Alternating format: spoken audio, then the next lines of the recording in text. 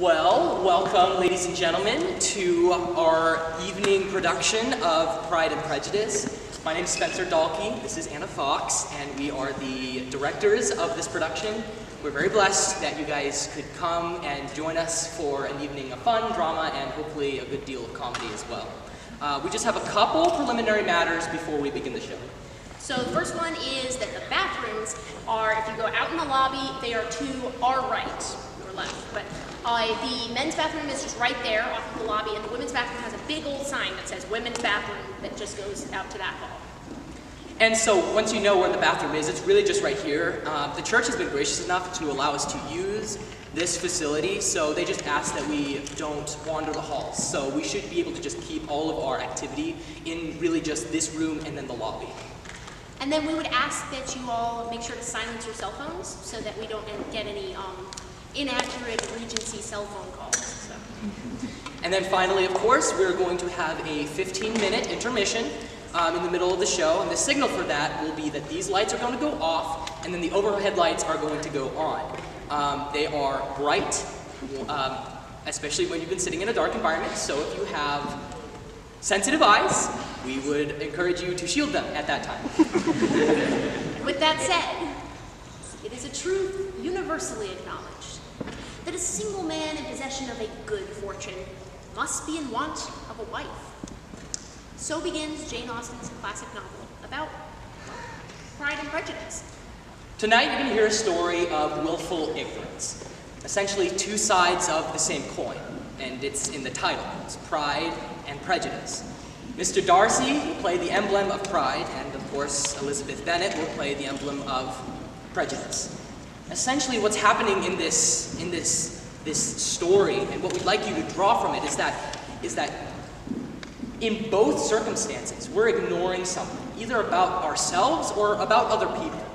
When we suffer pride, we claim to have examined ourselves and have found no fault.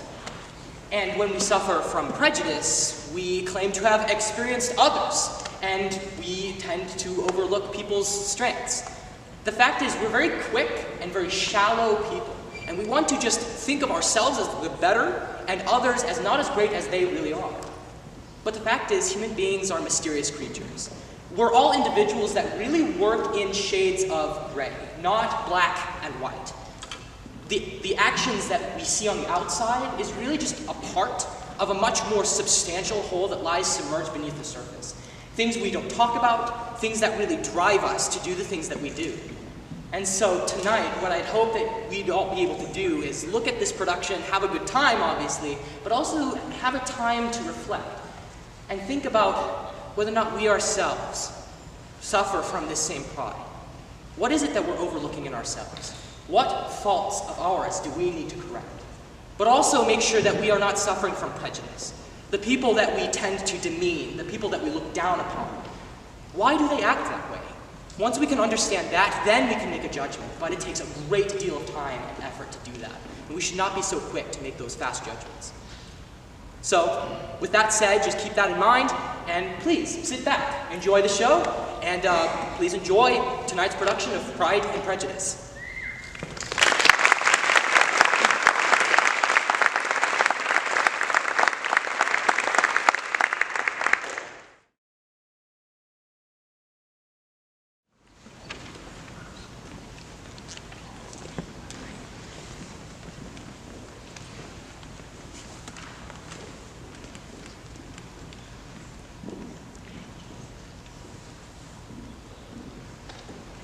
My dear Mr. Bennet, have you heard that Netherfield Park is let at last? Why do you want to know who has taken it? You want to tell me, and I have no objection to hearing it. Well, my dear, you must know, for Mrs. Long told me that a young man of large fortune came down to Kingston Ford on Monday to see the place, and was so delighted with it that he agreed with Mr. Morris immediately. And Mrs. Long told me herself that his servants have been staying there this whole week, and that he may even be staying there now. What is his name? Is he married? Bingley. And he is single, my dear, to be sure. a single man of large fortune. 4,000 or 5,000 a year. What a fine thing for our girls. How so? How can it affect them? Oh, my dear, how can you be so tiresome? For you must know that I am thinking of his marrying one of them. Is that his design in settling here? Design? Nonsense. How can you talk so? But it is very likely that he may fall in love with one of them. And so you must go visit him, because if you do not, he cannot visit him. You are over-scrupulous, surely. I dare say that Mr. Bingley will be very glad to see you. And I will send a few lines by you assuring him of my hearty consent to his marrying whichever he chooses of the girls. Though I must throw in a good word for my little Lizzie. Oh, my dear Mr. Bennet, you take delight in vexing me. You have no compassion on my poor nerves. You mistake me, my dear. I have a high respect for your nerves. They are my old friends. I have heard you mention them with consideration these 20 years at least. Oh, you do not know what I suffer. It will be very... Oh, Kitty, do stop that coughing. Have a little compassion on my poor nerves. You tear them to pieces. Kitty has no discretion with her coughs. She times them ill. I do not cough for my own amusement. Will Mr. Bingley be at the ball tonight? Oh, enough of Mr. Bingley. I'm sick of talking of him. I am sorry to hear that. But why did you not tell me so before? Why, if I had known as much this morning, I certainly would not have called on him.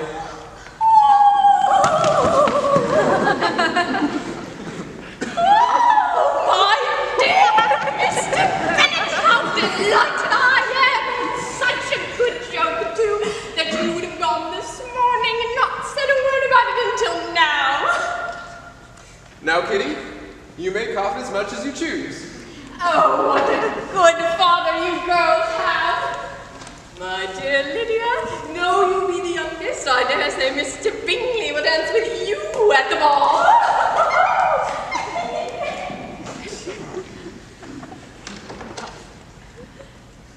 Meryton!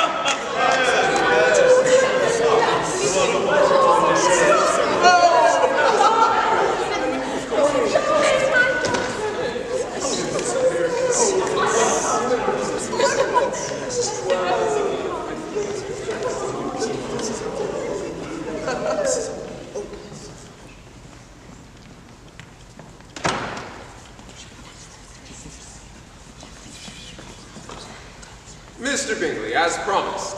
Oh, welcome, welcome. It's Mr. Bingley, is it? Hertfordshire is lovely, isn't it? I'm sure Netherfield is quite delightful as well. My husband, you met him a moment ago. He assured me he called on you, but perhaps he did not. He does delight in vexing me so. Yes, madam, I'm sure. It was most kind. Oh, yes, I'm sure it was. Well, do you enjoy dancing, sir? There are many here who are delightful dancers and quite pretty as well. This is my eldest daughter, Jane. A great favourite here in Hertfordshire, and quite pleasant as well.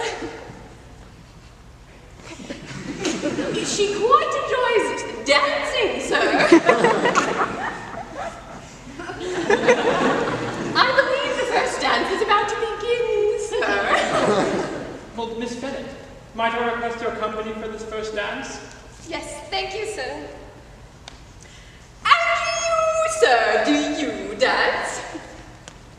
This is my friend, Mr. Darcy, and my sister, Miss Bingley. Oh, well, we welcome you as well, Mr. Darcy. Do you enjoy dancing? There are many other fine dancers, though your friend might have taken the best. Thank you, but I take little pleasure in dancing. What proud and disagreeable man to think he slighted you!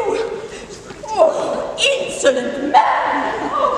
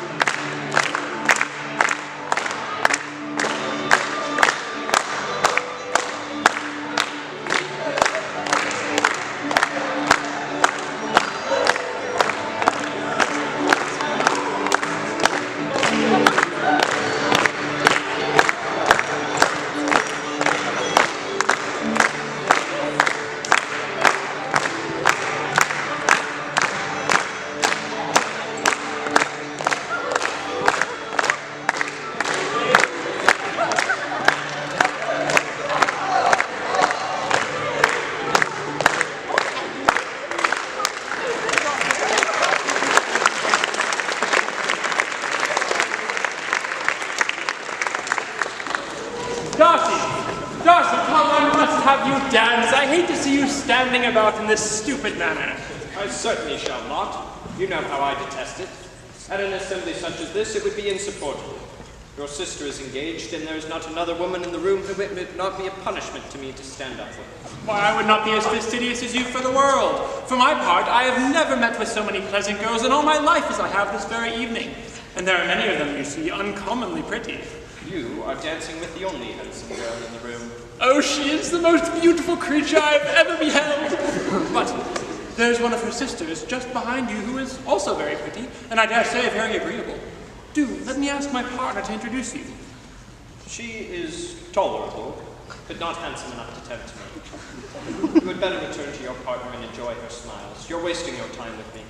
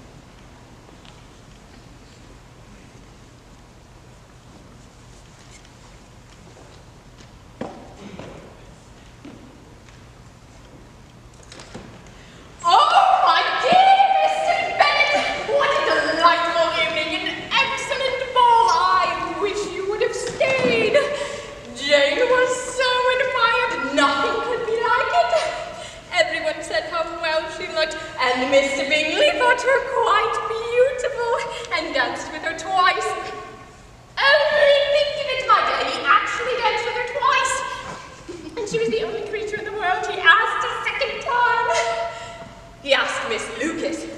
I was so vexed to see him stand up with her. But he did not admire her at all.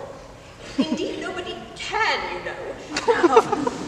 But then he was so struck with Jane going down the dance that he asked her for the next one. And then the 2/3 he asked Miss Lucas, and then the 2/4 he asked Miss Keith, and then the 2/5 he asked Jane again, and then the 2/6 he asked Lizzie, and then the Brutus. For God's sake, say no more of his partners. Oh, that he had sprained his ankle in the first dance. Oh, my dear, I am quite delighted with him. He is so excessively handsome. And his sister is charming as well. But his friend, that proud Mr. Darcy, to think he slighted my poor Lizzie and wouldn't dance with her for the world. He slighted my Lizzie? That is indeed an offense. He was proud indeed. Pride is a very common failing, I believe.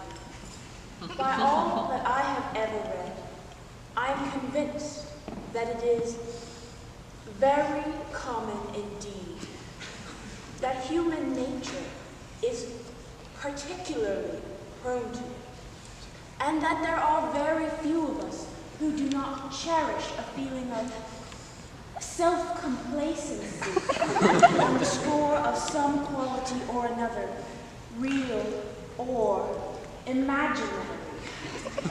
Vanity and pride are different things, though the words are often used synonymously. A person may be proud without being vain. Pride relates more to our opinion of ourselves. Vanity. Yes, well, I do hope that Mr. Darcy doesn't come to another ball. But Mr. Bingley, I do hope he hosts a ball at Netherfield, though I dare say he will with how much he honored Jane. Oh, who's it from, Jane? Who? Is it Mr. Bingley? It is from his sister. She has invited me this afternoon to tea at Netherfield. Oh, how wonderful! He is taken with you already, and who could not be? My dear, you must take the horse, because it is likely to rain, and then you will have to stay all night. I insist. Your father cannot bear to spare the carriage. So you must take the horse. I insist. Yes. Oh, no, you say it should be fine. Your scheme appears likely to succeed, my dear, if those clouds hold any meaning. Still, if your daughter should have a dangerous fit of illness from the rain, if she should die, it would be a comfort to know that it was all in the pursuit of Mr. Bingley. And under your orders. Oh, my dear, I'm not afraid of her dying. And besides, if she does take ill, people don't just die of trifling cold.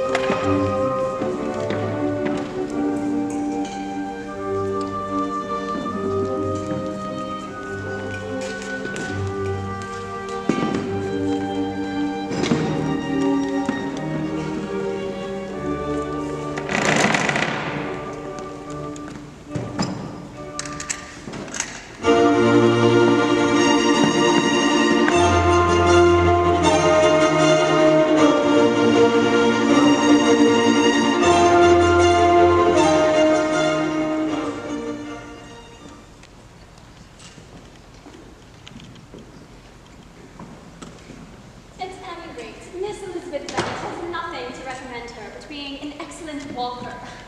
I shall never forget her appearance this morning. It really looked almost wild. I could hardly keep my countenance. Very nonsensical to come at all. Why must she be scampering about the country because her sister has a cold? Her hair so untidy, so blousy. And her petticoat. I hope you saw her petticoat. 6 inches deep in mud, I am absolutely certain. Well, I thought Miss Elizabeth Bennet looked quite well when she came in this morning. Her dirty petticoats quite escaped my notice. You observed it, Mr. Darcy, and I am inclined to think that you would not wish to see your sister make such an exhibition. Certainly not. To walk 3 miles, or 4 miles, or 5 miles, whatever it is, above her ankles in dirt, and alone, quite alone. What could she mean by it? It seems to me to show an abominable sort of conceited independence, a most country town indifference to decorum. It shows a care for her sister that is quite respectable. I'm afraid, Mr. Darcy, that this little adventure may have rather affected your admiration of her fine eyes. On the contrary, they were brightened by the exercise. Miss Bennet, is your sister at all improved? Thank you. I'm sorry to say she seems much the same. Oh dear, I am so grieved. It is simply shocking to have a bad cold. I always excessively dislike it myself. Her fever does not seem dangerous, and the apothecary assured me she'll do much better with rest. Well, then she shall have it. And she must stay here until she is quite better. My sister, I am sure, will not hear of her removal. You may depend on it. Miss Bennet shall receive every possible attention while she remains with us. And you must stay as well. I am sure that she will be comforted at having you by her side. Thank you, you are very kind.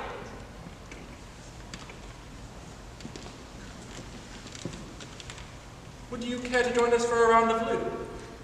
Oh no, Miss Eliza Bennet despises cards. She's a great reader and has pleasure in nothing else. I deserve neither such praise nor such censure. I'm not a great reader, and I take pleasure in many things. In taking care of your sister, I am sure you take pleasure, and I hope that it will soon be greatly increased by seeing her quite well. Is Miss Darcy much grown since the spring? Yes. She is now about Miss Elizabeth Bennet's height. Or rather taller. Oh, how I long to see her again. I never met with anybody who delighted me so much. Such a countenance, such manners, and so extremely accomplished for her age.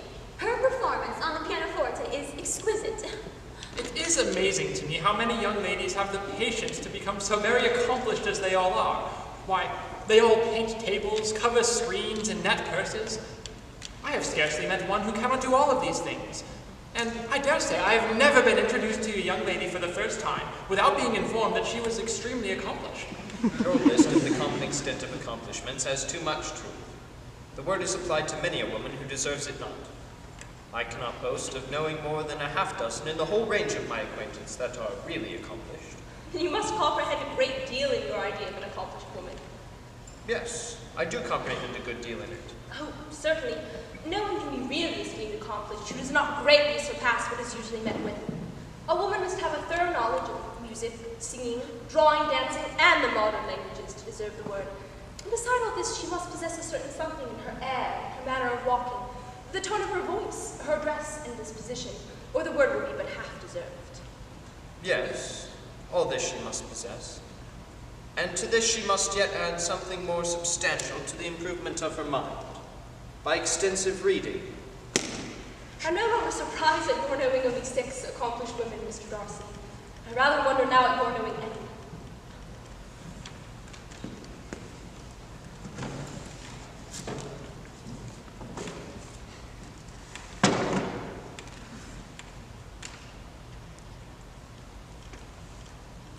What lovely penmanship.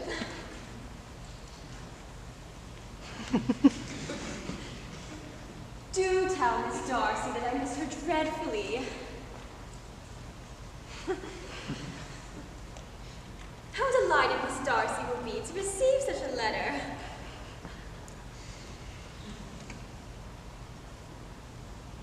You write uncommonly fast. You're mistaken, I write rather slowly.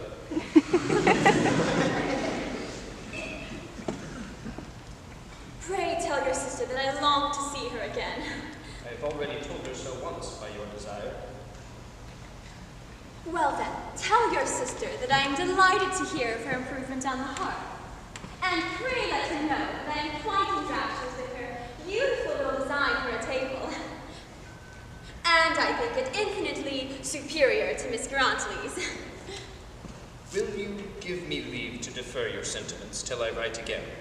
At present I have not room to do them justice. 'Tis of no consequence. I shall see her in January. Miss Eliza Bennet, let me persuade you to follow in my example and take a turn about the room. It is quite refreshing after sitting so long in one attitude.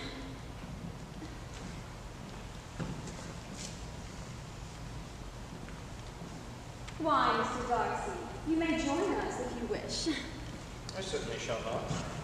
I can imagine but two motives for your choosing to walk up and down the room together, and my joining you would interfere with either of them. What can he mean? I am dying to know his meaning. Miss Bennet, perhaps you know. Not at all. But depend upon it, he means to be severe on us, and our surest way of disappointing him will be to ask him nothing about it. You must tell us what you mean by our two motives, sir. I have not the slightest objection to explaining them. You either choose this method of passing the evening because you are in each other's confidence and have secret affairs to discuss, or because you're aware that your figures appear to the greatest advantage while walking. If the first, I should be entirely in your way, and if the second, I can admire you much better as I sit by the fire. I never heard anything so abominable. How shall we punish him for such a speech? Nothing so easy if you have but the inclination. Tease him, laugh at him. We can all plague and punish one another. Intimate as you are, you must know how it is to be done. But upon my honor, I do not. No, I feel he made a fire fair. Mr. Darcy is not a man to be laughed at. Mr. Darcy is not to be laughed at. It is a great loss to me, for I dearly love a laugh. The wisest and best of men, nay, the wisest and best of their actions may be rendered ridiculous by a person whose first object in life is a joke. Certainly there are such people, but I hope I am not one of them. I hope I never ridicule what is wise and good. The follies and nonsense, whims and inconsistencies do divert me, I own, and I laugh at those whenever I can. But these, I suppose, are precisely what you are without. Perhaps that is not possible for anyone, but it has been the study of my life to avoid those weaknesses which often expose a strong understanding to ridicule. Such as vanity, perhaps, and pride. Yes, vanity is a weakness indeed. But pride, where there is a real superiority of mind, pride will always be under good regulation. I have faults enough, but they are not, I hope, of understanding. My temper I dare not vouch for. It would perhaps be called resentful. My good opinion, once lost, is lost forever. That is a failure indeed. But you have chosen your fault well. I really cannot laugh at it. You are safe from me. There is, I believe, in every disposition a tendency to some particular evil, a natural defect which even the best education cannot overcome. And your defect is to hate everybody. And yours is to willfully misunderstand them.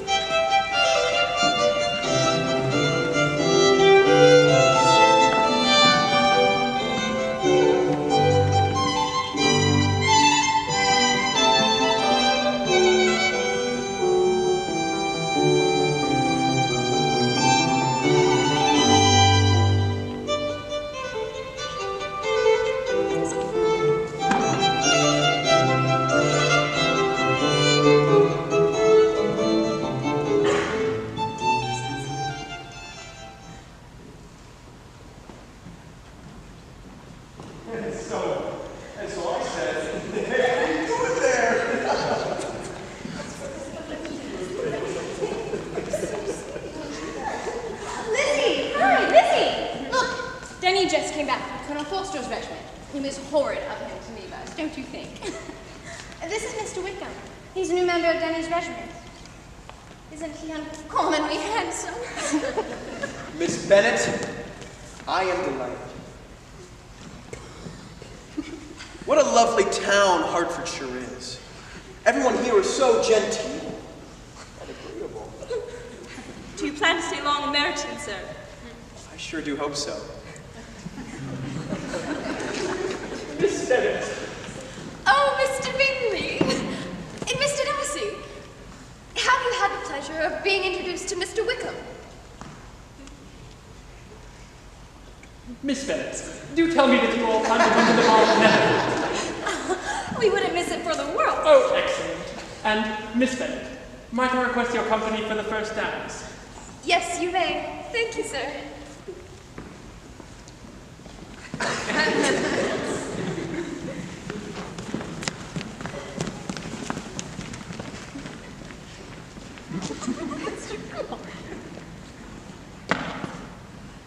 They're cousins. Perhaps you're on your way to Longbourn and might lead me in that direction? Right this way.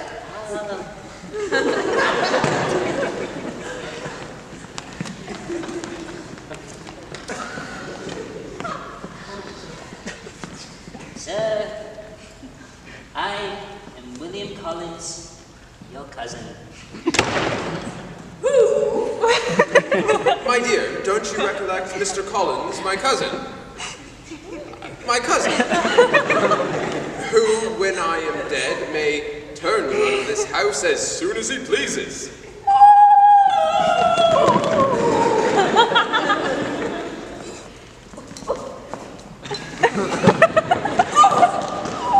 Sir, the disagreement subsisting between yourself and my late honored father always gave me much uneasiness. But since I've had the misfortune to lose him, I have frequently wished to heal the breach, but I was kept back by my own doubts, fearing lest it might seem disrespectful to be on good terms with anyone with whom it had always pleased him to be at variance. Oh, my dear, I cannot bear to hear another word. I do think it is the hardest thing in the world that your estate should be held away from your own children. Of the right honourable Lady Catherine de Bourgh, widow of Sir Louis de Bourgh, whose bounty and It is certainly a most iniquitous affair, and nothing can clear Mr. Collins from the guilt of inheriting Longbourn. But if you will listen to him, you may perhaps be a little softened by his manner of expressing himself. By the Church of England! Oh, my dear, I know I'm proud. And I do think it is very important to establish the blessing of peace in Why all feel not families as poorly within the reach of my father did influence. before him? And on these grounds, I flatter myself that my present overtures are highly commendable, and that you will not reject the offered olive branch.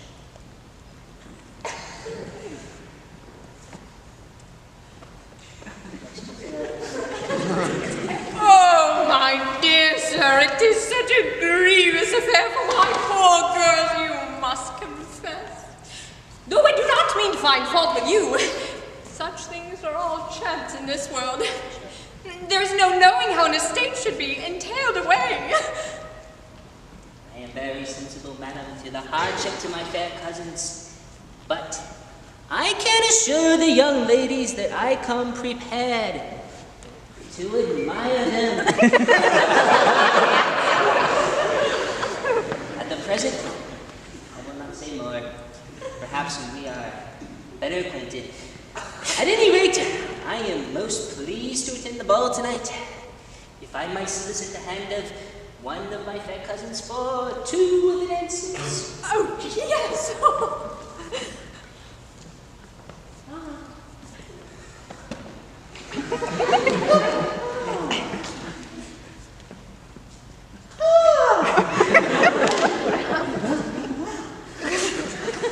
Miss Elizabeth Bennet?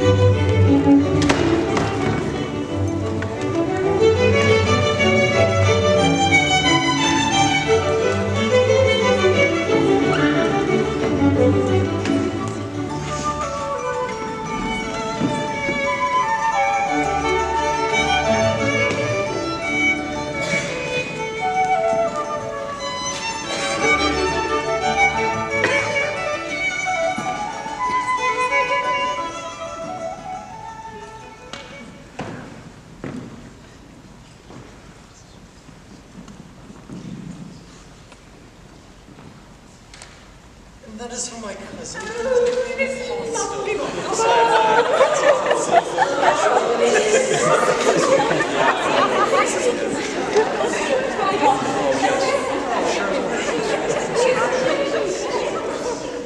So, how long have you known Mr. Darcy? About a month. He's a man of a very large property in Derbyshire, I understand. Oh, yes. A clear 10,000 per annum. You could not have met with somebody more capable of giving you certain information on the matter than myself. For I happen to have been connected with this family in a very particular manner since my infancy. You may very well be surprised, Miss Bennet, at the assumption, especially seeing, as you probably did, the very cold manner in which we met yesterday. Are you much acquainted with Mr. Darcy? As much as I ever wish to be. I've spent 4 days in the same house with him, and I think him very disagreeable. It's not my right to give my opinion of him. It is impossible for me to be impartial. Do you know if he'll be in this country much longer? I do not at all know, but I have heard nothing of his going away. I hope that your plans will not be affected by his being in the neighborhood. Oh, no, there is no reason for me to be driven away by Mr. Darcy. If he wishes to avoid seeing me, he must go. For I have no reason to avoid him, except for what I might proclaim before all the world as a very great sense of ill usage and a most painful regret at his being what he is. Whatever can you mean? A military life was not what I was intended for. The church ought to have been my profession. I was brought up to the church. And even now, I could be in possession of such a valuable living, had it pleased the one whom we were speaking of just now. Indeed. Yes. My father was the elder Mr. Darcy's steward. The elder Mr. Darcy was exceedingly attached to me. I cannot do justice to his kindness. And he meant to provide for me amply. And so he did, but until the living fell, it was given elsewhere.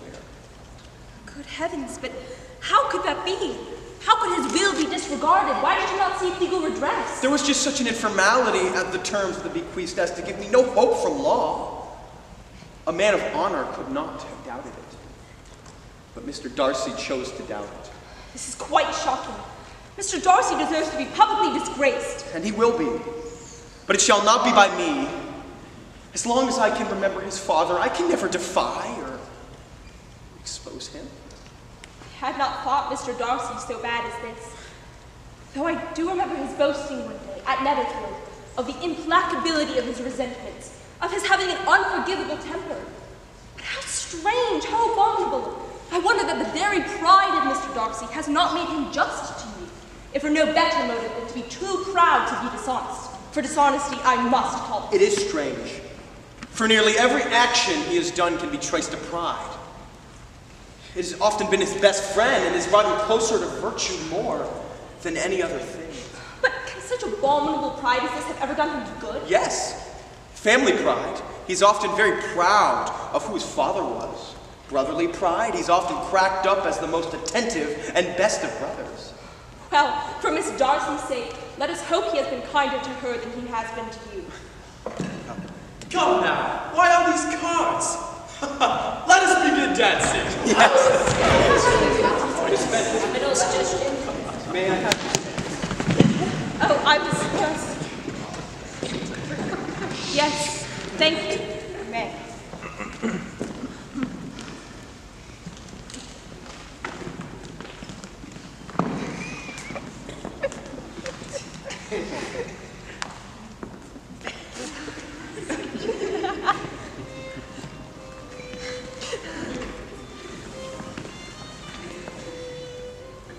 I quite like this dance.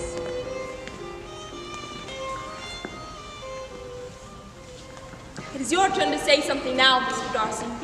I talked about the dance, and you ought to remark on the size of the room or the number of couples. I shall say whatever you wish me to say. Very well. That reply will do for the present. Perhaps by and by I shall remark that private balls are much pleasanter than public ones. But now we may be silent. Do you talk by rule, then, when you are dancing? Sometimes. One must speak of very little, you know. It would look odd to be entirely silent for a half hour altogether. And yet, for the advantage of some, conversation ought to be so arranged that they have the trouble of saying as little as possible. Are you speaking of your own opinions, or do you imagine that you are gratifying mine? Both, for I've always seen a great similarity in the turn of our minds. We are each of an unsocial, taciturn disposition, unwilling to speak unless we expect to say something that will amaze the whole room. That is no very great resemblance to your own character. However near it may be to mine, I cannot pretend to say. You think it a faithful portrait, undoubtedly. I must not decide on my own performance.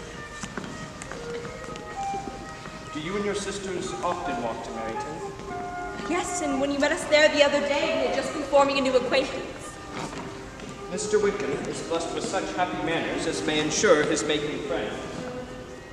Whether he may be equally capable of retaining them is less certain. He has been so unlucky as to lose your friendship, and in a manner which he is likely to suffer from all his life.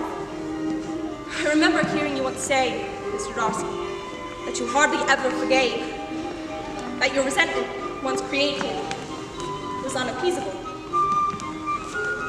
You are very cautious, I suppose, as to its being created. I am. And never allow yourself to be blinded by prejudice? I hope not. Might I ask to what these questions tend? Merely to the illustration of your character. I'm trying to make it out. And what is your success? I do not get on at all. I hear such different accounts of you as puzzle me exceedingly. I wish, Miss Bennet, that you would not attempt to sketch my character at present, as there is reason to fear that the performance would reflect little credit on either. But if I do not take your portrait now, I may never have another opportunity. I would by no means suspend any pleasure of yours.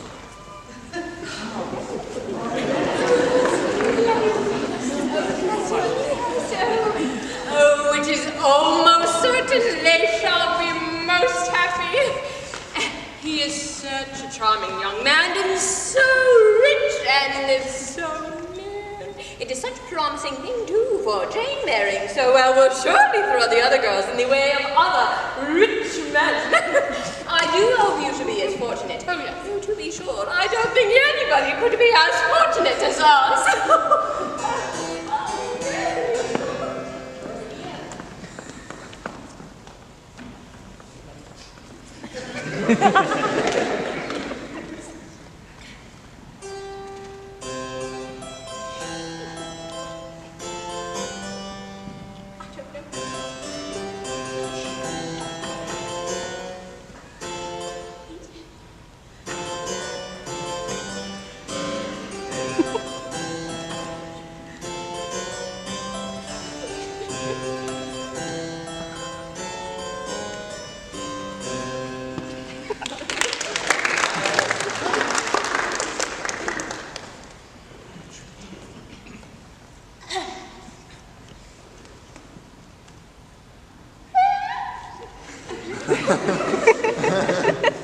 True professional.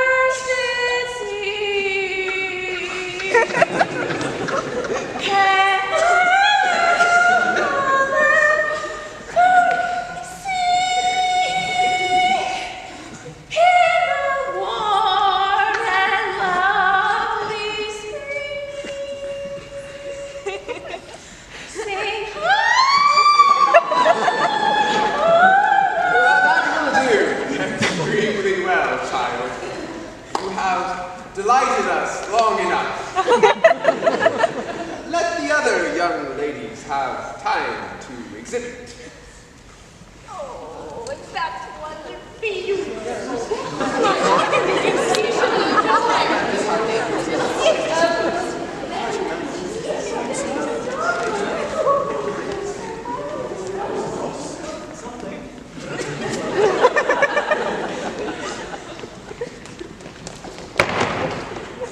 Reverend girl!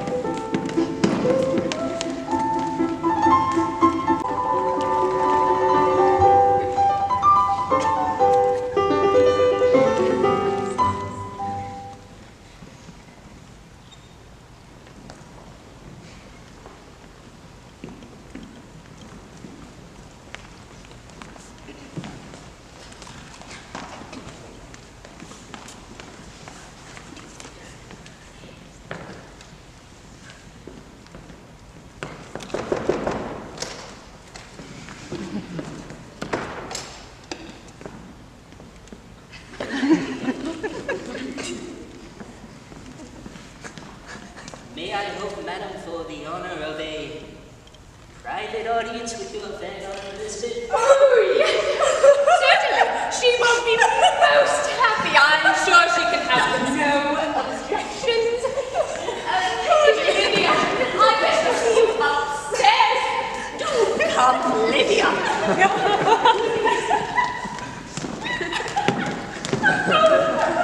And you too, Mary. Dear madam, do not go. I beg you will not go. Mr. Collins must excuse me. He can have nothing to say to me that anybody need not hear. I'm going away myself. No, I insist.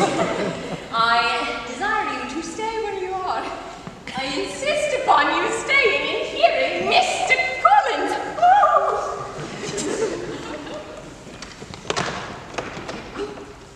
Alone at last.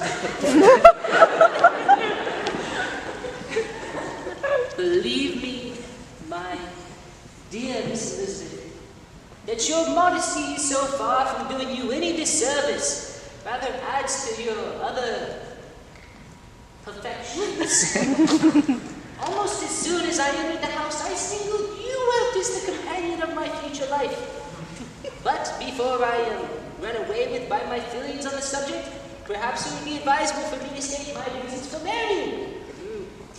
My reasons for marrying are first, that I think it a right thing for every clergyman in easy circumstances, like myself, to set the example of matrimony in his parish. Second, I am convinced that it will add to my happiness. And third, which perhaps I ought to have mentioned earlier, that it is the particular advice and recommendation of the very noble lady whom I have the honor of calling patroness. Twice has she condescended to give me her opinion unasked too on the subject. Allow me to observe, my fair cousin, that I do not reckon the notice and kindness of Lady Catherine de Bourgh as among the least in my advantages in my power to offer. Thus much for my general attention in favor of matrimony. Now, all that remains is for me to assure you in the most animated language of the violence of my affections. Oh, you are too hasty, sir. You forget that I have made no response. Let me do so without further loss of time. Accept my thanks for the compliment you are paying me. I am very sensible of the honor of your proposals, but it is impossible for me to accept them.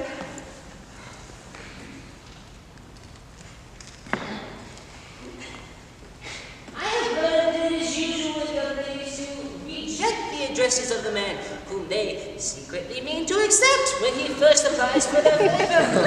And then sometimes the refusal is repeated a second or even a third time. I am therefore by no means discouraged by what you have just said, and shall hope to lead you to the altar. Upon my word, sir, your hope is a rather extraordinary one in view of my declaration. I assure you I am not one of those young ladies, if such young ladies there are, who are so daring as to risk their chance of happiness for being asked a second time. I am perfectly serious in my refusal. You could not make me happy, and I am convinced that I am the last woman in the world who could make me so. You must give me leave to flatter myself, my dear cousin, that your refusal of my addresses is merely words of course. My reasons for believing it are briefly these. It does not seem to me that my hand would be unworthy of your acceptance, or that the establishment which I can offer would be any other than highly desirable. My situation in life, my connection with the family of de Burgh, and my relation with your own are all circumstances highly in my favor. And you should take it into further consideration that in spite of your manifold attractions, it is by no means certain that another offer of marriage may ever be made you. Your portion is unhappily so small. Sir, I do assure you. I must therefore conclude that you are not serious in your rejection of me, and I shall choose to attribute it to your wish of increasing my love by suspense. I do assure you, sir, that I have no pretensions whatsoever to that type of elegance which consists in tormenting a respectable man. I would rather be paid the compliment of being believed sincere. It is absolutely impossible for me to accept your proposals. My feelings in every respect forbid it. You are uniformly charming. I am persuaded that my proposals will not fail of being acceptable.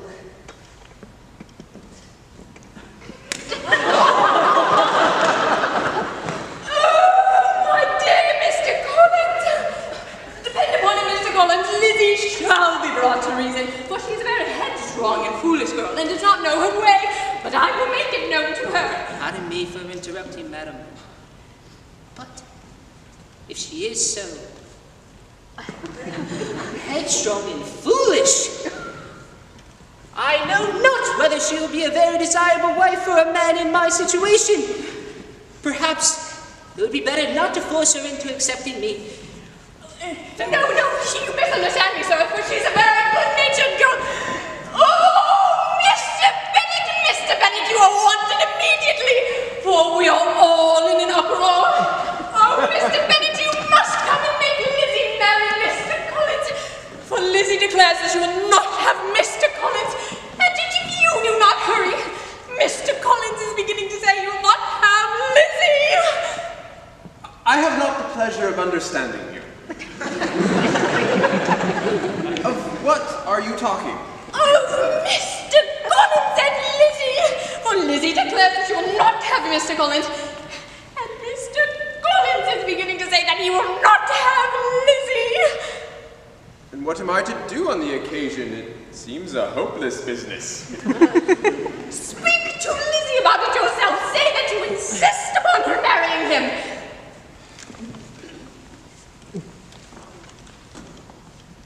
I understand that Mr. Collins has made you an offer of marriage. Is it true? Yes, sir. 7. And this offer you have refused? I have, sir. Very well. Now we come to it. Your mother insists upon you accepting it. Is this not so, Mrs. Bennet? Yes, or I shall never speak to her again. Oh, An unhappy alternative lies before you, Elizabeth. From this day you must be a stranger to one of your parents, Your mother will never see you again if you do not marry Mr. Collins. And I will never see you again if you do.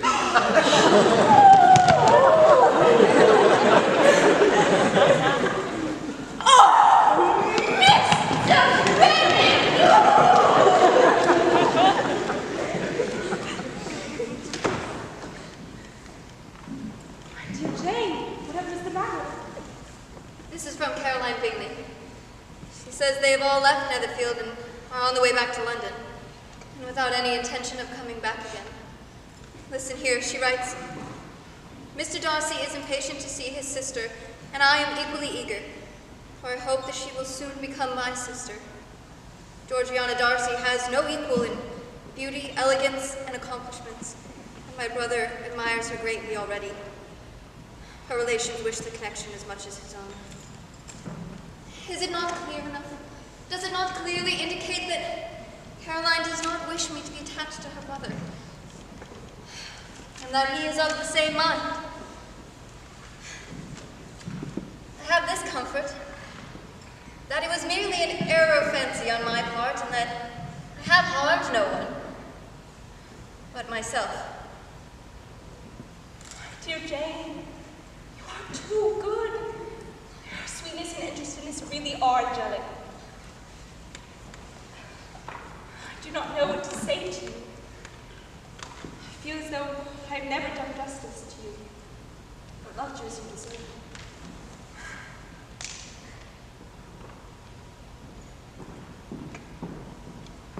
Madam, I am here to collect my things if you would be so kind as to send a servant to fetch them.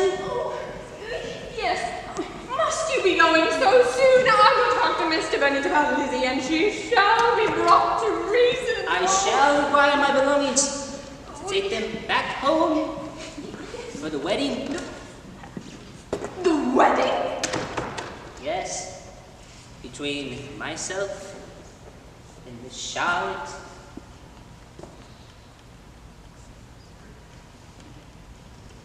Lucas! Please accept my hearty congratulations. It is truly wondrous how we must have been made for one another. Lady Catherine will be so pleased. Well, I must be off. I just came by to share the news.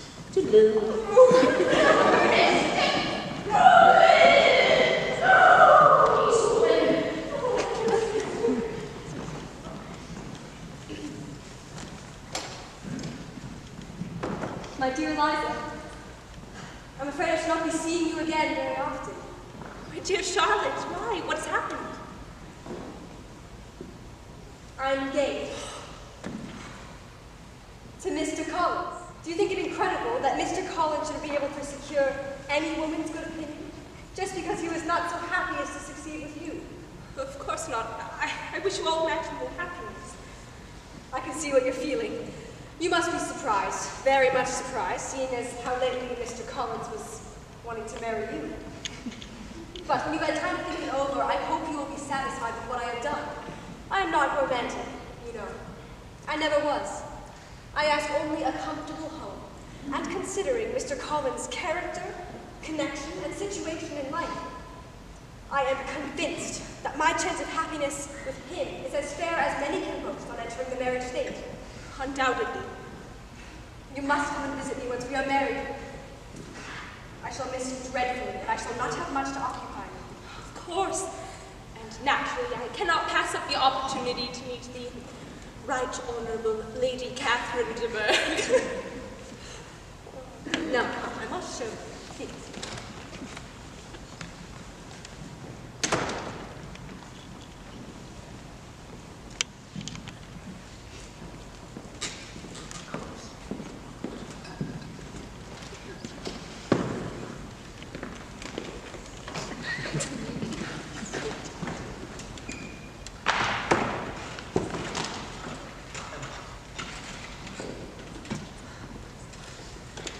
Miss Bennet is a genteel, pretty kind of girl. Still, I suppose your wife is well-mannered enough. You are wise to take my advice. How many sisters do you have? Are any of them likely to be married? Are they handsome? For your ladyship, they are rather Do you play handsome. and sing, Miss Bennet? A little. Oh, then sometime or other we shall be happy to hear you. Our instrument is a capital one, probably superior to... Well, you shall try it some day.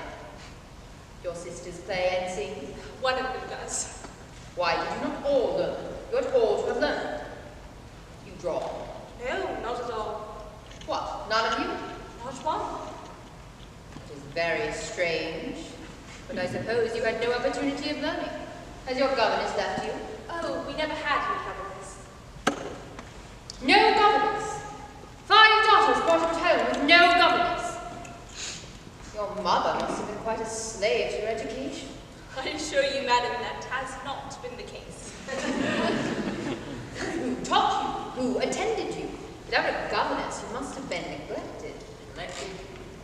Some families, I believe we were, but such of us as wished to learn never wanted the readings. We were always encouraged to read and had all the masters that were necessary.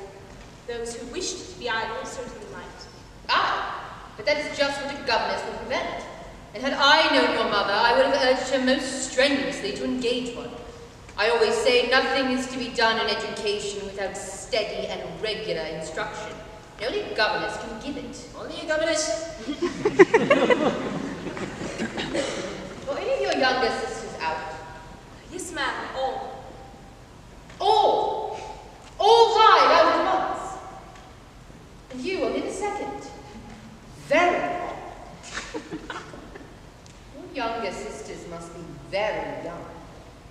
My youngest is not yet 16. Perhaps she is full young to be much in company.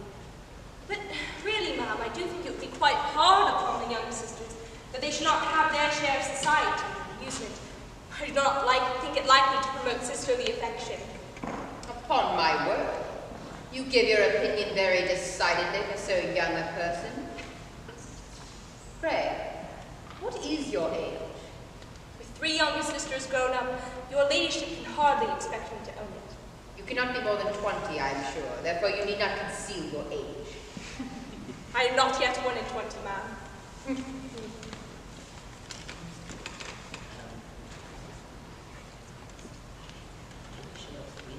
What are you saying, Colonel Fitzwilliam? What are you telling Miss Bennet? Let me hear what it is. We are speaking of music, madam. Of music? Then pray speak aloud. I must have my share in the conversation if you are speaking of music. It is of all subjects my delight. There are few people in England with more true enjoyment of music than myself. Or a better natural taste. If I had ever learned, I should be a great proficient. How does Georgiana get on, Darcy? She is very diligent, madam, and plays beautifully. She often plays for me, and it is always a delight. My cousin is woman's praise, but it is deserved. Georgiana has great talent. Pray, tell her from me she can never expect to excel unless she practices a good deal. I assure you, madam, she needs no such advice. She practices very constantly. So much the better. It cannot be done too much. And next time I write to her, I shall charge her not to neglect it on any account. I often tell young ladies that no excellence in music is achieved without constant practice. I have told Miss Bennet several times she will never play well unless she practices more. Miss Bennet, you would promise to play to me. Of course.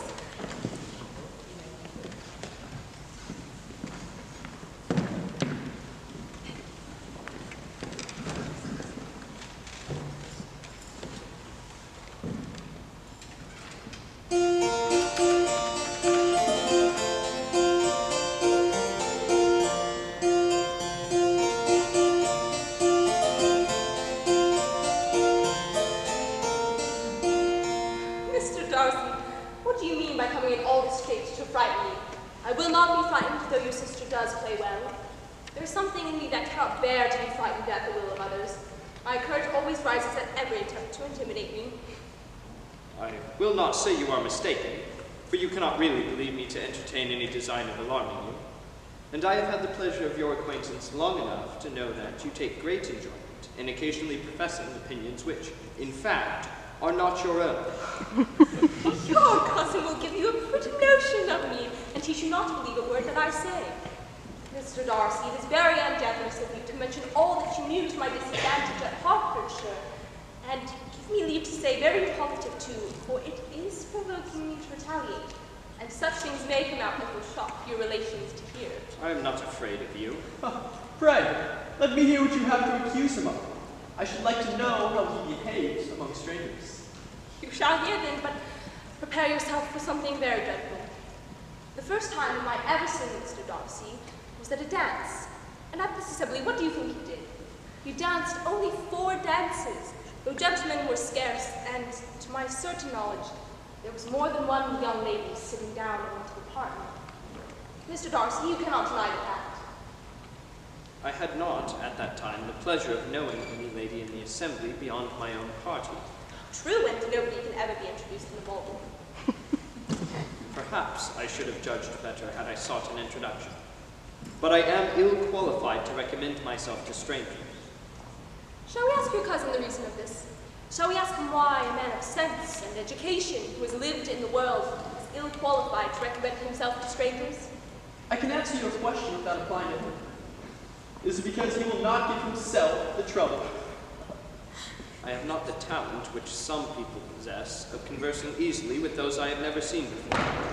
I cannot catch their tone of conversation, or appear interested in their concerns, as I have often seen them.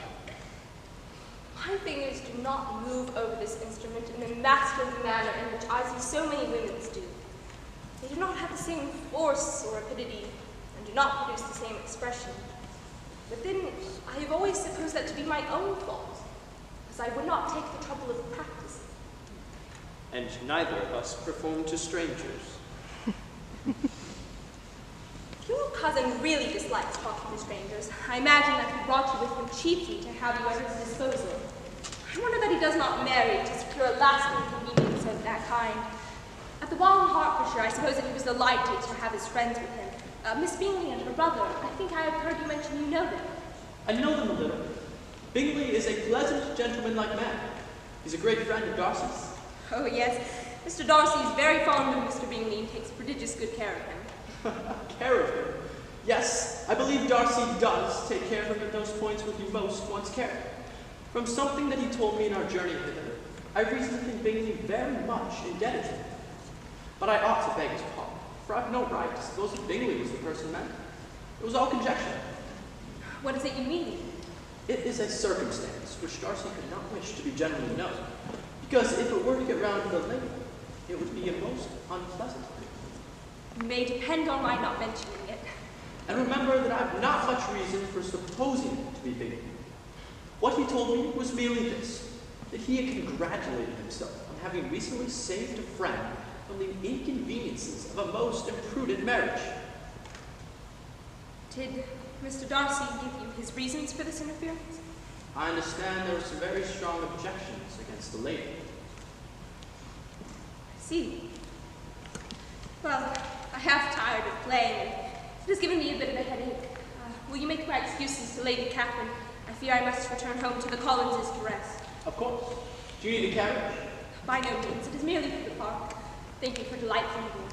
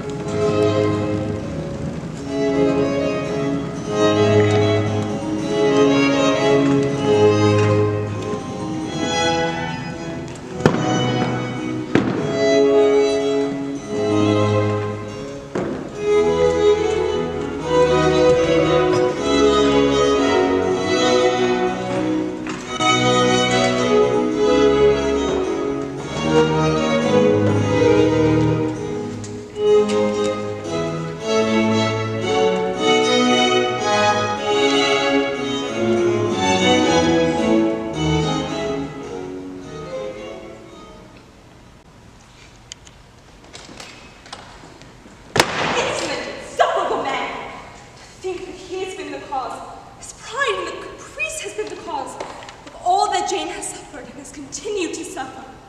Ugh.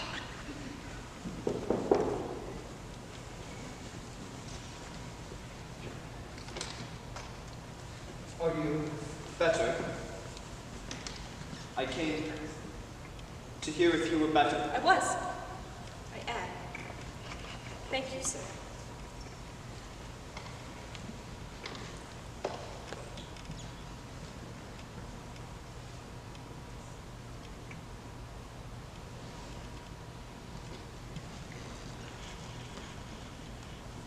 In vain I have struggled.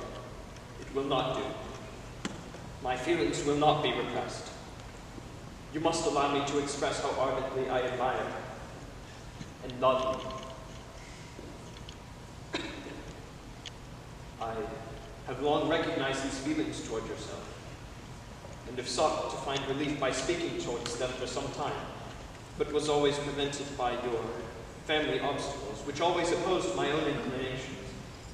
And yet, despite this inferiority, my feelings have won out, and I have come to request your hand. In such cases as this, it is, I believe, the established mode to express a sense of obligation for the sentiments avowed, however unequally it may be returned. It is natural that obligation should be felt, and if I could feel gratitude, I would now thank you. But I cannot.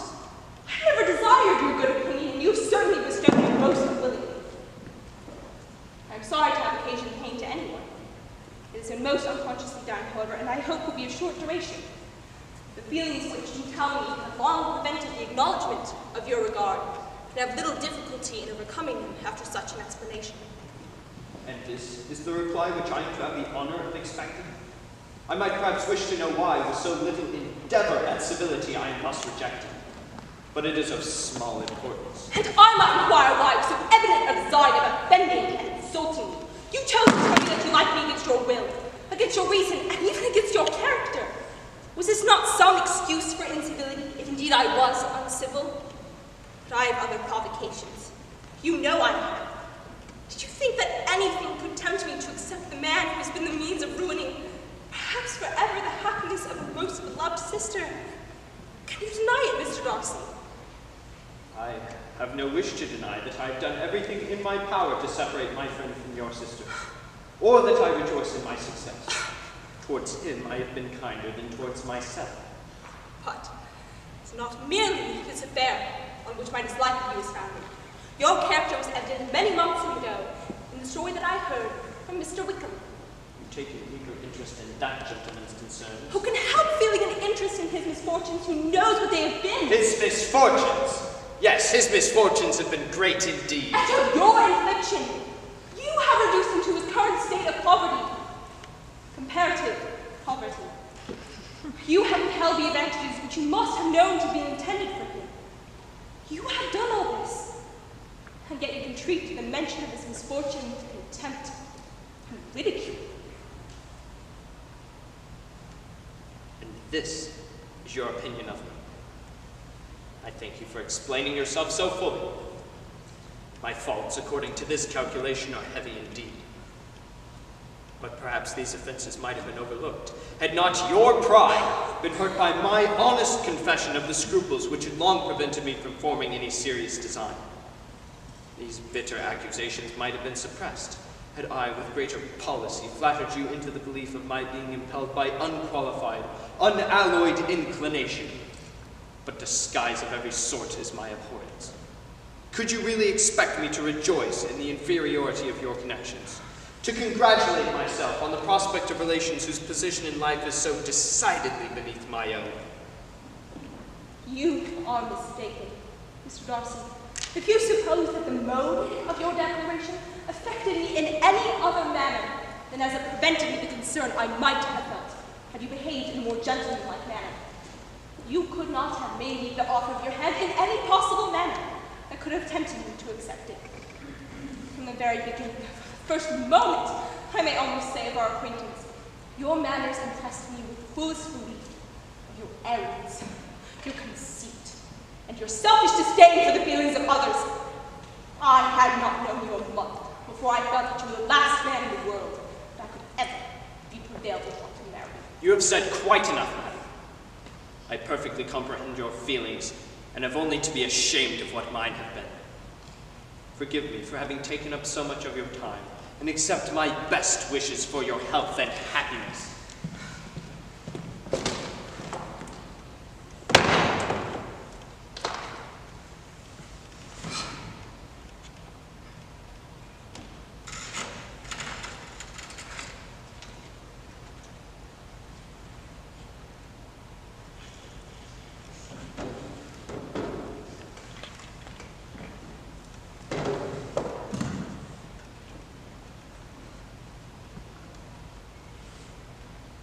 Miss Elizabeth Bennet. Be not alarmed, madam, upon receiving this letter, by the apprehensions of its containing any repetition of those sentiments, or renewal of those offers, which last night were so disgusting to you. 2 offenses of a very different nature you last night laid at my charge. The first mentioned that I had detached Mr. Bingley from your sister, and the second, that I had ruined the immediate prosperity and blasted the prospects of Mr. Wickham. To the first charge, I had not been long in Hertfordshire before I noticed that Bingley's partiality for your sister was beyond what I had ever witnessed in him.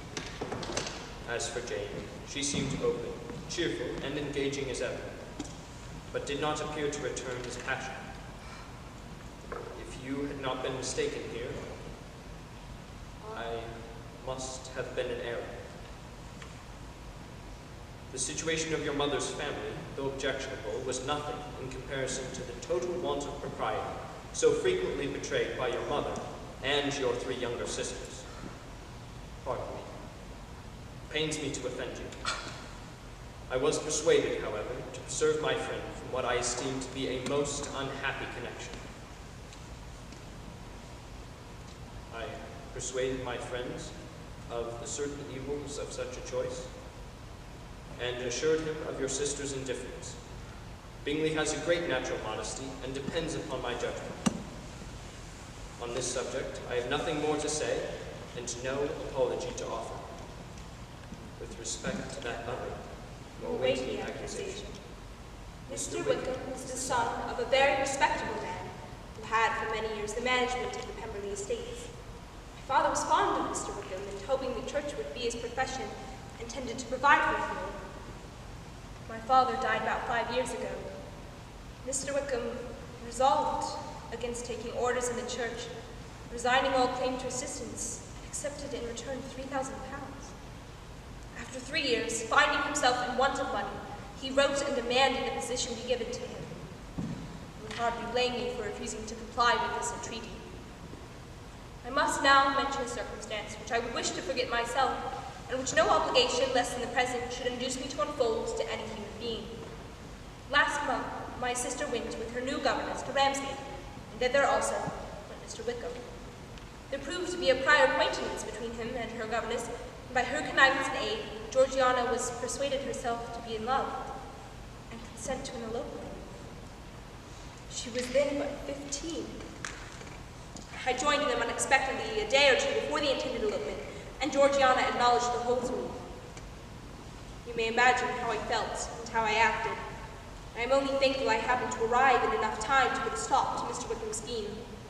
His chief object was unquestionably my sister's fortune, but I cannot help supposing that the hope of revenging himself on me was a strong inducement. His revenge would have been complete indeed. This, madam, is a faithful narrative of every event in which we have been concerned together. I will only add, God bless you, Fitzwilliam Darcy.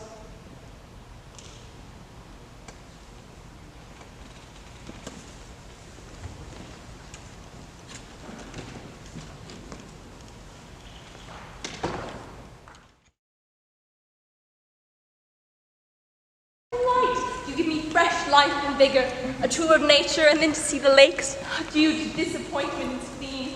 What are men compared to rocks and mountains? What hours of transport we shall spend. I knew you'd enjoy such a journey, my dear Lizzie. Perhaps it shall help you to throw off that cloud which so often seems to hang over you these days. Oh, Aunt, I'm sure that it will, and it must with such company as yours and my uncle's. Perhaps hoping to spend most of the trip in Derbyshire, where I grew up. There's one place quite near that you may enjoy touring. It is Pemberley, a grand house, home of the Darcys. Should you not like to see a place of which you have heard so much? A place, too, with which so many of your acquaintances are connected. Wickham passed all his youth there, you know. I must own that I am tired of great houses. I really have no pleasure in fine carpets or satin curtains. If it were merely a fine house, richly furnished, I should not care for it myself. But the grounds are delightful. They are some of the finest woods in the country.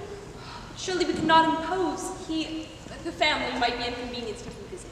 Oh no, the servants assured me that the family are absent for the summer. And the housekeeper is most accustomed to showing visitors about the house.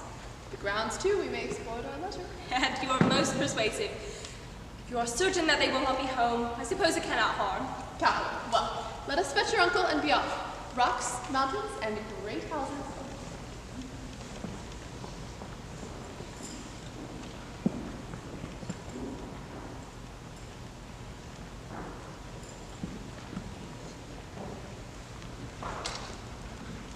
There, did I not tell you the grounds were beautiful?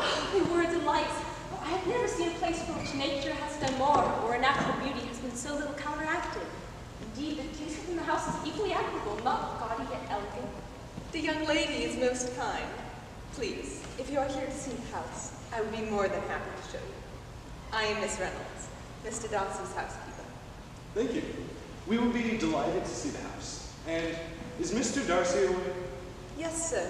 But we expect him to return tomorrow with a party of friends. Look, sir, here is a portrait of him. You may see for yourself what he looks like.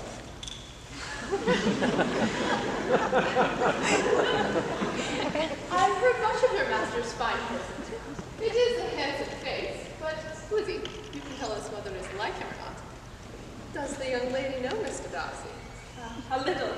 And do you not think him a very handsome gentleman now? Yes, very handsome. I am sure I know none so handsome.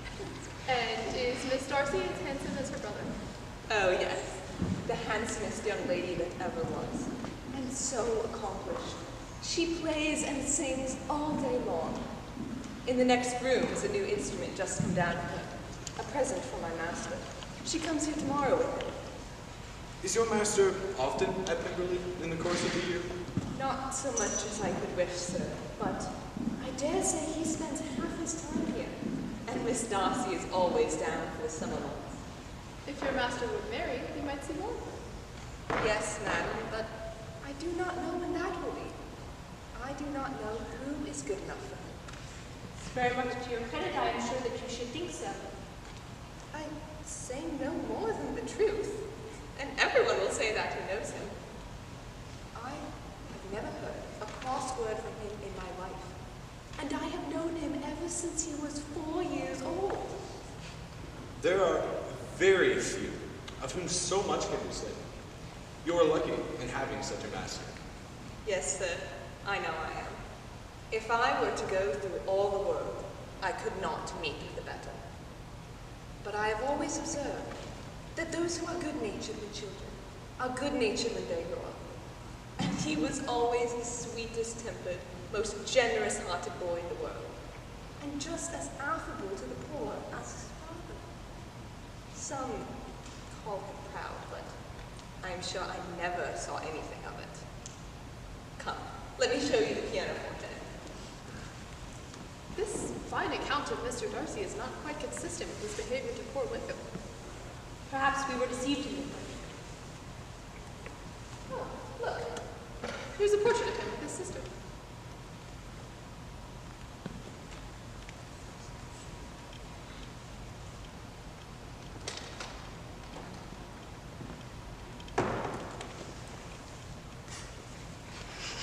Oh, Mr. Darcy, we didn't know the house came to church, you said.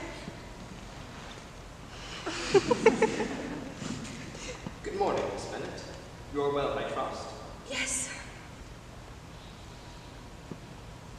When did you leave London? Are you staying in Derbyshire? Yes, we are staying in town. My aunt and uncle, we came to see the grounds, and I assure you we would never have come if we knew you were here. No, it is no imposition. I arrived a day early. You say your aunt and uncle are here. Would you do me the honor of introducing. Of course. Ah, there you are, my dear. Oh, and who is this? This is Mr. Darcy. It is an honor to meet you.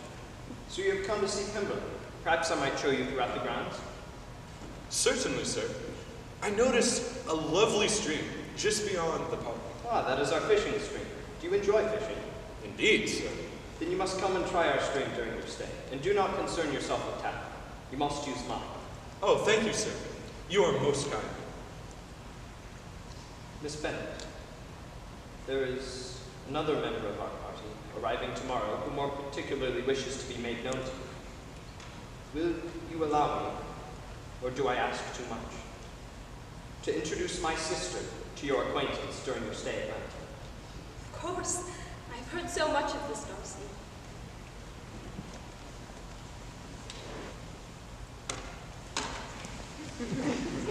Through this door, you'll find the garden.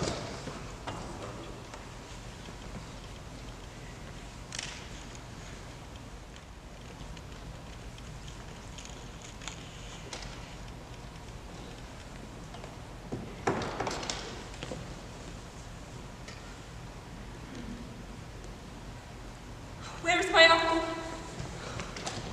Oh, Mr. Darcy, excuse me. I must find my uncle Gardner on business. I cannot be delayed. I have not an instant to lose. You cannot go yourself. You are not well enough. Let myself, or let a servant go after Mr. and Mrs. Gardner.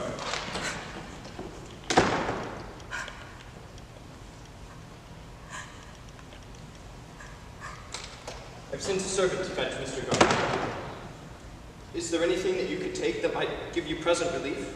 A glass of wine. Shall I get you one? No, thank you. There's nothing the matter with me. I am only distressed by some dreadful news I have just received from Longbourn. My youngest sister, Lydia, has eloped, thrown herself into the power of Mr. Wickham.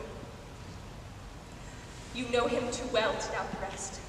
He has no money, no connections, nothing that can tempt him to. She's lost forever. When I think that I might have prevented it, had his character been known, this could not have happened. But it is too late now. I am grieved indeed. Grieved, shocked. But is it absolutely certain? Yes. We left Brighton Sunday and were traced as far as London. And what has been done? What attempt has been made to recover her? My father has gone to London and Jane has written to beg my uncle's immediate assistance. We shall be off soon, I hope, in the half hour, but what is to be done? I know very well that there is nothing to be done. How are they to be discovered? How is such a man to even be worked on? I have not the smallest hope. It is in every way horrible.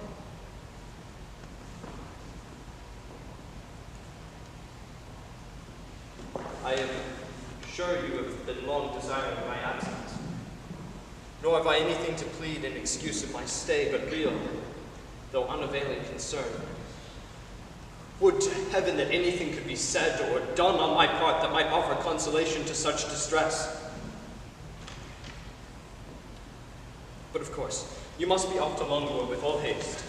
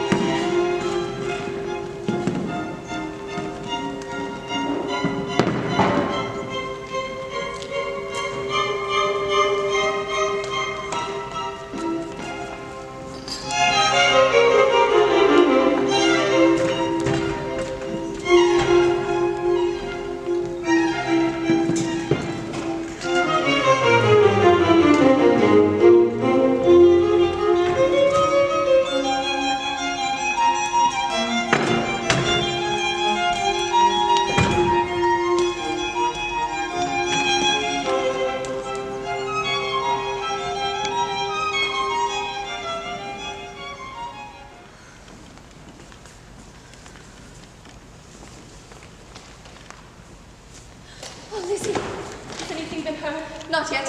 Father left on Tuesday. Uncle has gone to join him. Perhaps he would be able to help. And Mother?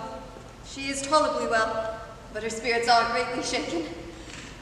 Oh, if no one listens to me, none of this would have happened. Oh, that villainous Wickham. His conduct has been disgraceful.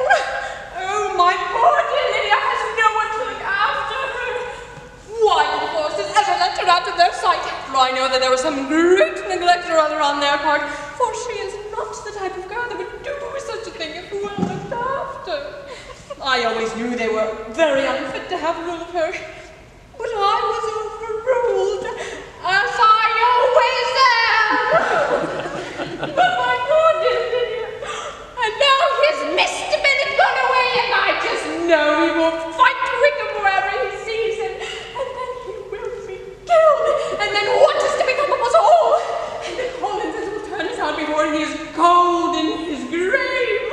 And then I do not know what we shall do. Unhappy as the event must be for Lydia, we may draw from it this useful lesson. That loss of virtue in a female is irretrievable.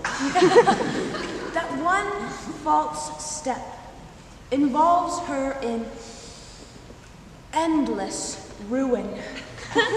That her reputation is no less brittle than it is beautiful, and that she cannot be too much guarded in her behavior towards the undeserving of the other sex. Yes, thank you, ma'am.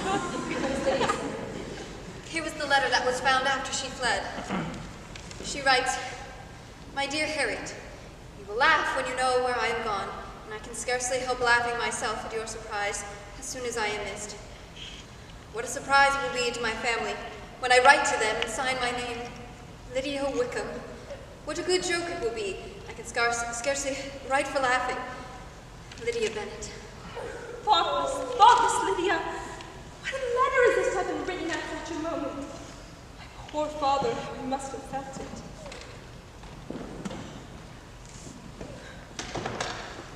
Father. No, I have no further news of them from when I left your uncle. He persuaded me to return to you all while he continued the search.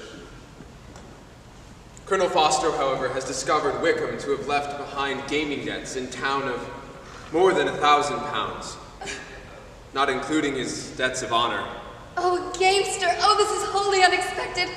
I had not an idea of it. You must have endured so much looking for them. Say nothing of that. Who should suffer but myself? It has been my own doing, and I ought to feel it. You must not be too severe upon yourself. No, Lizzie. Let me once in my life feel how much I've been to blame. I'm not afraid of being overpowered by the impression. It will pass soon enough. Do you suppose them to be in London? Yes. Where else could they be so well concealed? Oh, Lydia always wanted to go to London. She is happy then, as her residence there will probably be of some duration. Perhaps she will have company when Kitty runs away. I am not going to run away, Papa. If I should go to Brighton, I would behave much better than Lydia. You go to Brighton? I would not trust you as near it as Eastbourne for £50.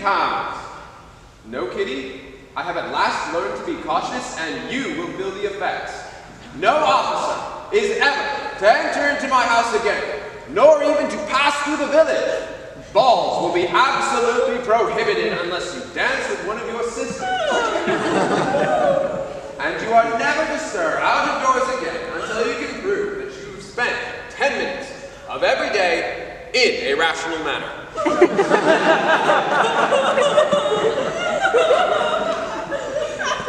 Well, don't make yourself unhappy. If you're a good girl for the next 10 years, I'll take you to a review at the end of it.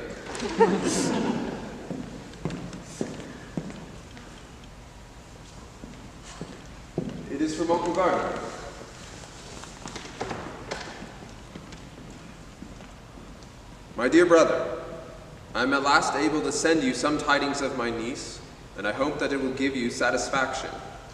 They are discovered. I have seen them both. Then it is as I have always hoped. They are married. He says, I have seen them both. They are not married. Nor can I find that there was ever any intention of being so. But it is my hope that it will not be long before they are. All that is required of you is to assure them of Lydia's equal share in whatever inheritance your daughters are to have, and moreover, to promise an allowance of £100 per year. They shall be married today, yours, etc.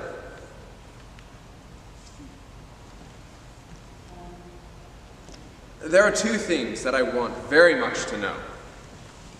The first is how much money your uncle has laid down to bring it about. And the other, how am I ever to pay him? Money? What do you mean, sir? I mean that no man in his senses would marry Lydia on so slight a temptation as 100 a year during my life and 50 after I am gone. That is very true, though I had not thought of it before. His debts to be discharged and a small sum still to remain. Oh, generous good uncle, this must have been his doing. A small sum could never do all this. No. Wickham is a fool if he takes her with a farthing less than £10,000. I should be sorry to think so ill of him from the very beginning of our relationship. £10,000! Heaven forbid, how is half such a sum to be repaid? For this we are to be thankful, that they are to be married small as is their chance of happiness and wretched as is his character. We are forced to rejoice. Oh, my dear, dear Lydia! Oh, this is delightful indeed! Oh, she will be married and married at 16! Oh, my dear Lydia, how I long to see her! And dear Wickham, too! But the clothes, the wedding clothes! I will write to my sister Gardner about them directly. Oh, my dear Lydia, how happy we will be when we meet. Oh, but they must have a proper place to live. Hey, hard, my dear, the Golding can put it. Oh, there's the great house at Stoke. The drawing rooms were larger. As for Ashwood, I could not bear to have her 10 miles away from me. And then there's Service Lodge, but the attics are Mrs. Bennet, before you take any or all of these houses for your son and daughter, let us come to a right understanding. Into one house in this neighborhood they shall never have admittance. I will not encourage the imprudence of either by receiving them at Longbourn. Oh, my dear Mr. Bennet, how good you! No, on this I will not move.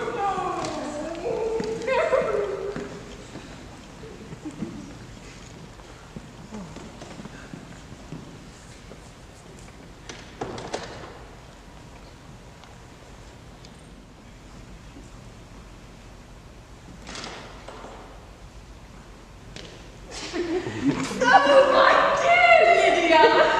Come embrace me! Oh, I wish you both such joy, such happiness!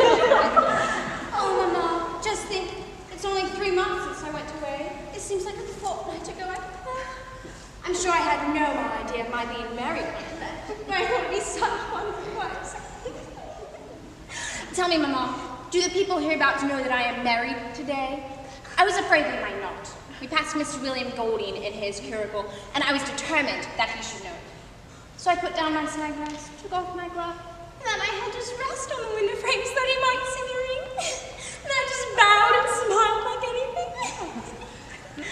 Tell me, Mama, what do you think of my husband? Is he not the most charming man? I'm sure my sisters must all envy me. I only hope they have half my good luck. They must all go to Brighton. That is the place to find a husband. What a pity it is, Mamma, that we do not all go. Oh, well, we should have if I would have had my way. But, my dear, must you be going such a far way off? Oh, must it be so? Yes, there is nothing in that. I shall like it most of all things. But you and Papa and my sisters must come visit us sometime. We'll be in Newcastle all winter, and I dare say I'll have husbands for all my sisters before winter is over. Thank you for my share of the favor, but I do not particularly like your way of getting husbands. Oh, Lizzie, you are so strange. Come, I must tell you about my wedding. Aren't you curious to hear how it was managed? Not really. I do not think too little can be said on the subject. You are so strange. But I shall tell you. It was all settled. We were to be married at 11 o'clock. And I was in such a fuss. All I could think of was my dear Wickham, and I longed to know whether he was to be married in his blue coat. And Mr. Darcy just kept looking Mr. so Darcy? sad. He came with Wickham now. Gracious me, I quite forgot. I wouldn't have said a word. I promised him so faithfully. What will Wickham say? It was to be such a secret. No, Jane, you go there. I take your place now. Because I am married.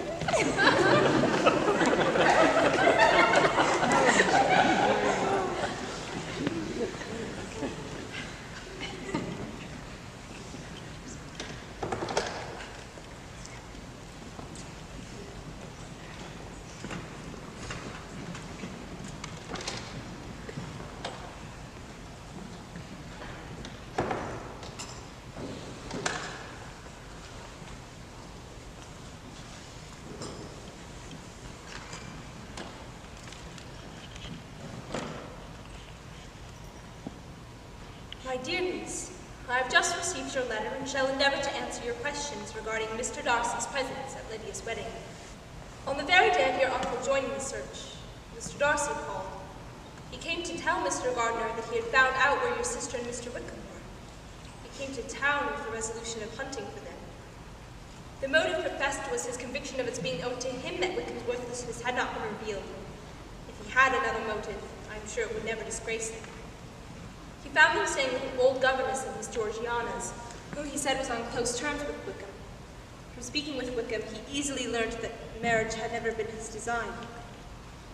Mr. Darcy asked Mr. Wickham why he had not married his sister at once. He found that Wickham maintained hopes of marrying a wealthy girl at some point and making his fortune in that way.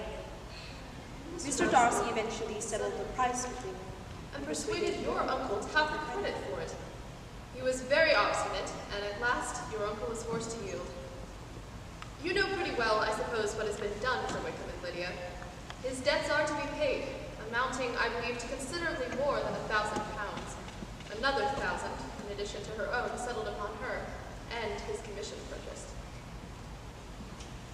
Will you be very angry with me, my dear Lizzie, if I take this opportunity of saying how much I like Mr. Darcy? His behavior toward us has been as pleasing as when we were in Derbyshire. He wants nothing but a little more liveliness. And that, if he marry prudently, his wife may teach him. I thought him very sly. He hardly ever mentioned your name. But slyness seems to be the fashion. Pray forgive me if I have been very presuming. Or at least, do not punish me so far as to ban me from Pemberley. I shall never be quite happy until I've been all around the grounds. A low phaeton with a nice little pair of ponies would be the very thing. Yours, and Gardner.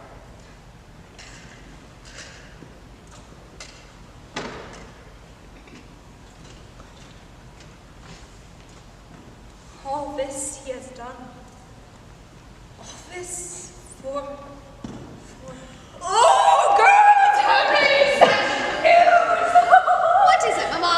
Simply this. Mr. Bingley has returned, and I hear from your Aunt that he is coming here to call. Oh, yes, here he comes. Oh, and he brought that proud Mr. Darcy. I must say I do hate the sight of him. Mr. Bingley and Mr. Darcy, madam. Welcome, Mr. Bingley. And you too, I suppose, Mr. Darcy. It has been a long time since you went away, Mr. Bingley. Yes, madam, it has been quite some time. Why, we have not met since we were all dancing together the 26th of November in Netherfield. Oh, well, I did think that you would stay away forever. People did say you meant to quit the place entirely, but I hope that is not true. A great many changes have happened since you went away, Mr. Bingley. Miss Lucas is married and settled, and one of my own daughters. I suppose you have heard. Yes, madam, I have. My congratulations. Thank you. It is such a delight to have a daughter well married. They are gone down to Newcastle, a place quite northward of here, for his regiment is there. For I suppose you have heard of his going into the regulars. Thank heaven he has some friends, though not as many as I suppose he deserves. And do you mean to make any stay at the country at present, sirs? A few weeks at least. Mr. Darcy has persuaded me to return for the season. Oh, well, when you are done killing all your own birds, Mr. Bingley, I beg you to come here and shoot as many as you please on Mr. Bennet's manor. I'm sure he will be vastly happy to oblige you. Thank you, madam. You are most kind. Mr. Darcy, is your sister still at Pemberley? Yes. She will remain there till Christmas. Oh. Perhaps I might call again tomorrow evening? Oh, that would be wonderful. You should come for supper.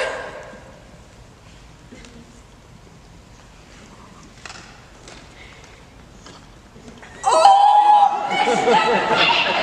I mean, you must hear who is this fool?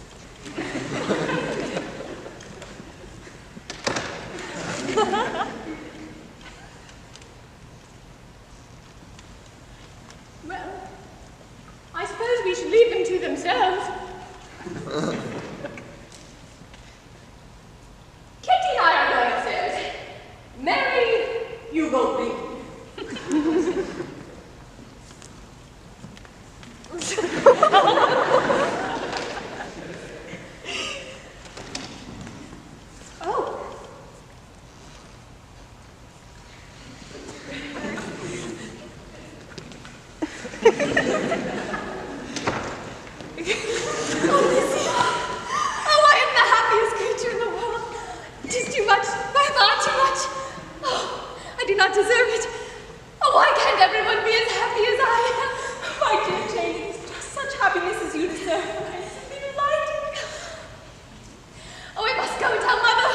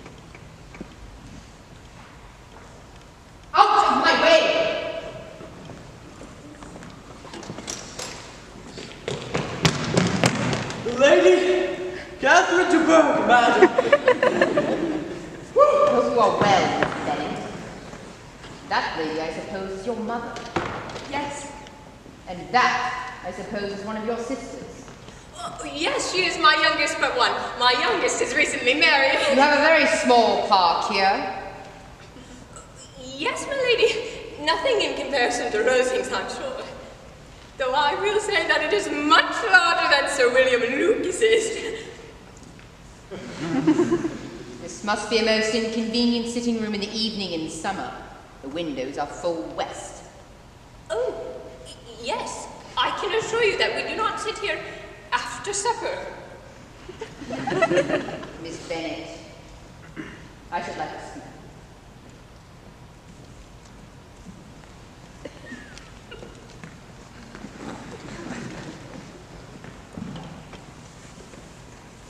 You can be at no loss, Miss Bennet, to understand the reason of my journey hither.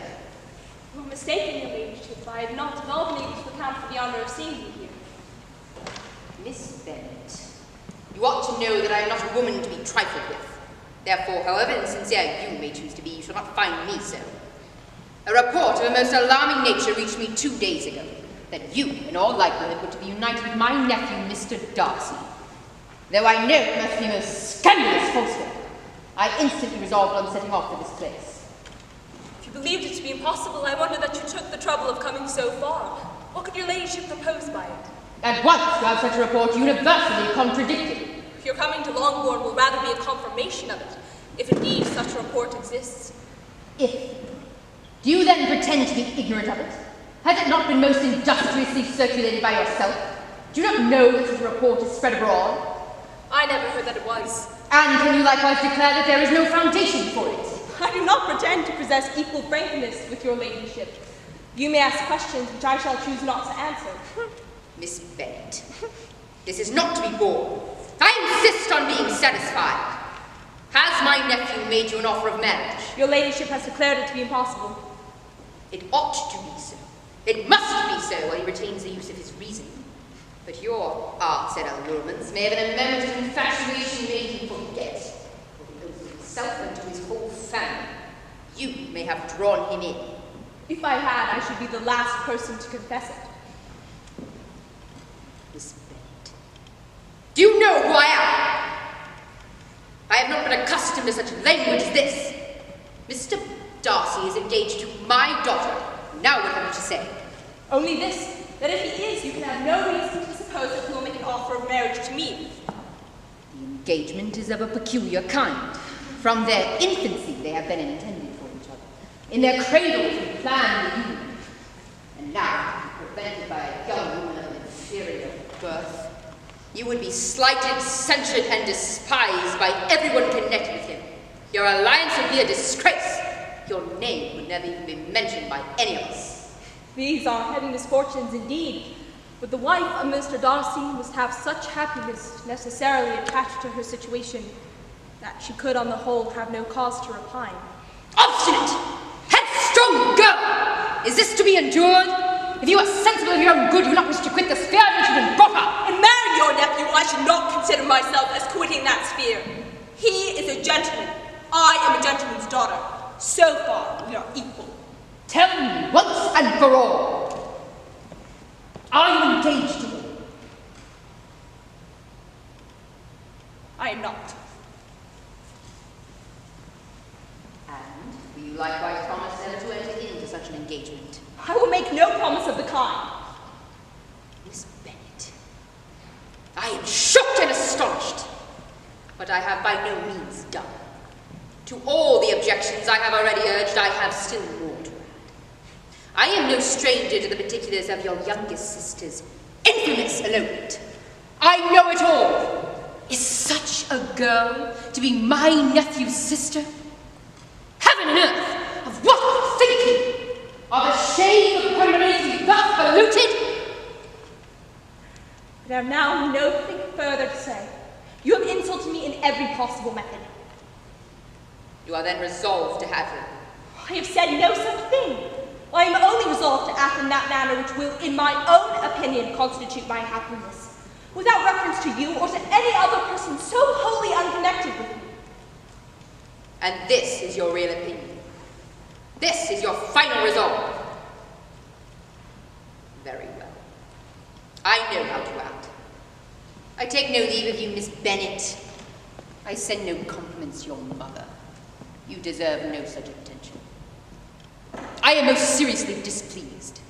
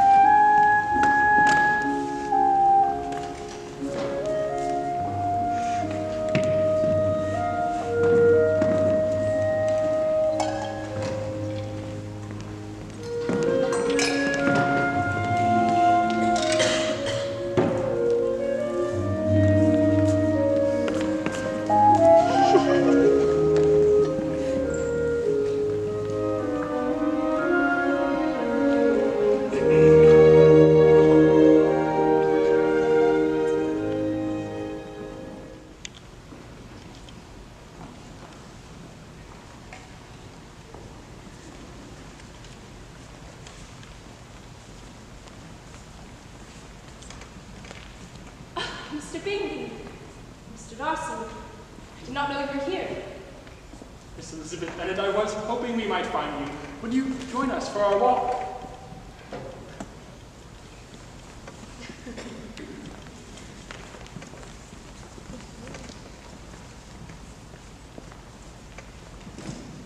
Mr. Darcy, I'm a very selfish creature.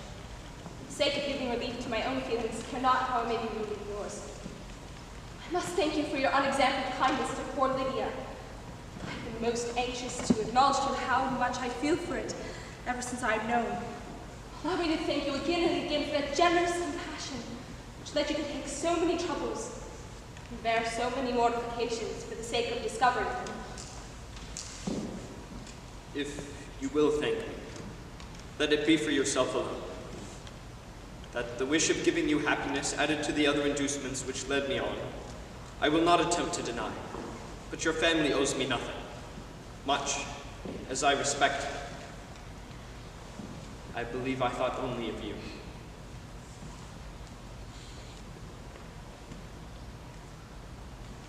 You are too generous to trifle with me. If your feelings are still what they were last April, tell me so at once.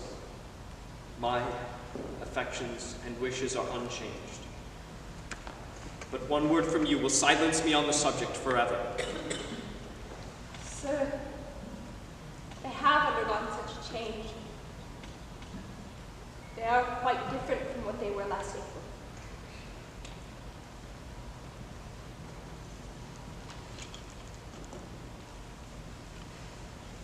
My aunt visited me shortly after she spoke to you. I believe she thought that telling me of your stubbornness would fix me against you. Unfortunately for her, the effect was quite the opposite. It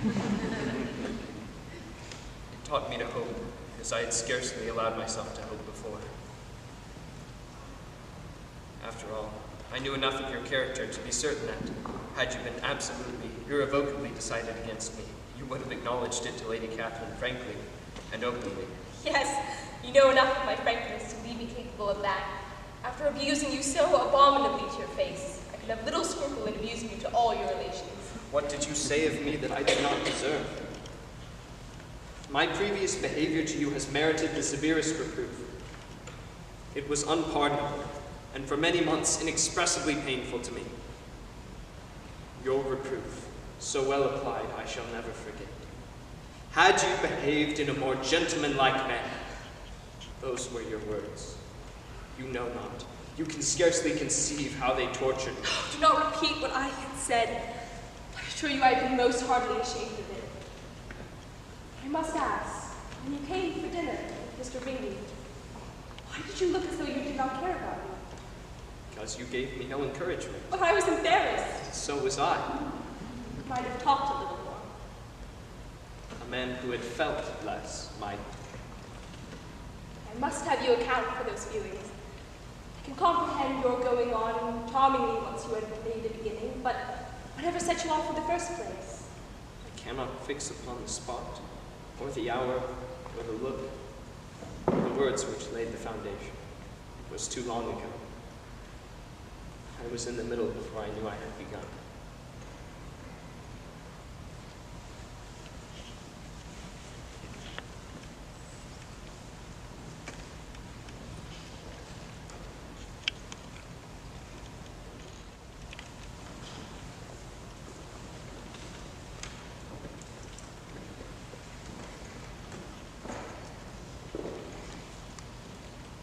My dear Aunt Gardiner, I would have thanked you for your letter of particulars, as I ought to have done.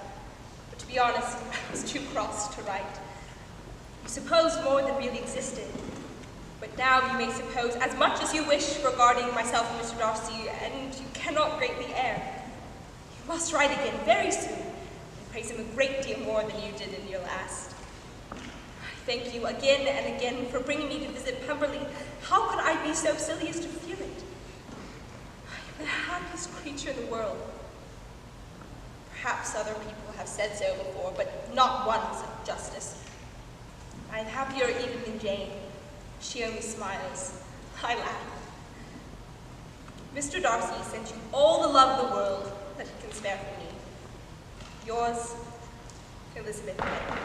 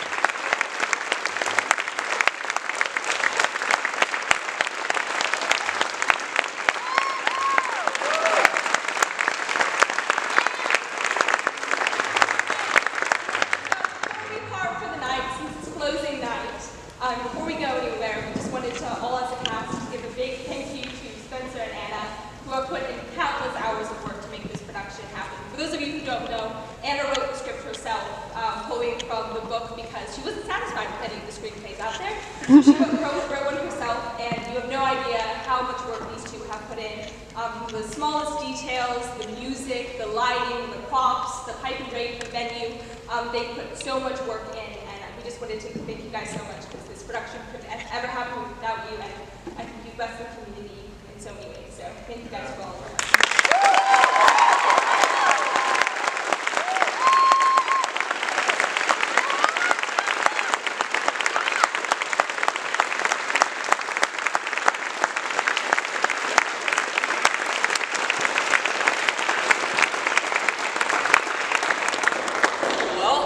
Tell them to say that?